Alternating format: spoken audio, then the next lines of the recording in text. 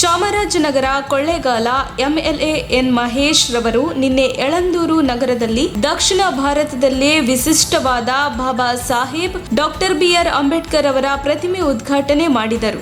ಸಮುದಾಯದ ಮುಖಂಡರೊಂದಿಗೆ ಪುಷ್ಪಾರ್ಚನೆ ಮಾಡುವ ಮೂಲಕ ಮೆರವಣಿಗೆಯನ್ನ ಉದ್ಘಾಟಿಸಲಾಯಿತು. ನಂತರ ಅಂಬೇಡ್ಕರ್ ಅವರ ಪುತ್ಥಳಿಯನ್ನ ಅನಾವರಣ ಮಾಡಿದರು. ಅನೇಕ ಅಂಬೇಡ್ಕರ್ ಸಂಘಗಳ ನಾಯಕರು, ಕಾರ್ಯಕರ್ತರು ಈ ಕಾರ್ಯಕ್ರಮದಲ್ಲಿ ಭಾಗಿಯಾಗಿದ್ದರು. ಅಂಬೇಡ್ಕರ್ ಮಹಾನ್ ಜ್ಞಾನಿ, ಸಂವಿಧಾನವನ್ನ ಇಡೀ ಭಾರತಕ್ಕೆ ನೀಡಿದ ಮಹಾನ್ ವ್ಯಕ್ತಿ. ಇವರ ಬಗ್ಗೆ ಪ್ರತಿಯೊಬ್ಬರೂ ಸಂವಿಧಾನದ ಮೂಲಕ ತಿಳಿದುಕೊಳ್ಳಬೇಕು ಎಂದು ಎಂಎಲ್ಎ ಎನ್ ಮಹೇಶ್ ಹೇಳಿದರು. ಕಾರ್ಯಕ್ರಮ ಬಹಳ ಅದ್ದೂರಿಯಾಗಿ ನಡೆಯಿತು. ಜೈ ಭೀಮ್ ಜೈ ಭೀಮ್ ಎಂಬ ಘೋಷಣೆ ಅಪಾರವಾಗಿ ಪ್ರತಿಯೊಬ್ಬರಲ್ಲಿ ಮೊಳಗಿತು. ವರದಿ ಆಂಟೋನಿ ಬೇಗೂರು.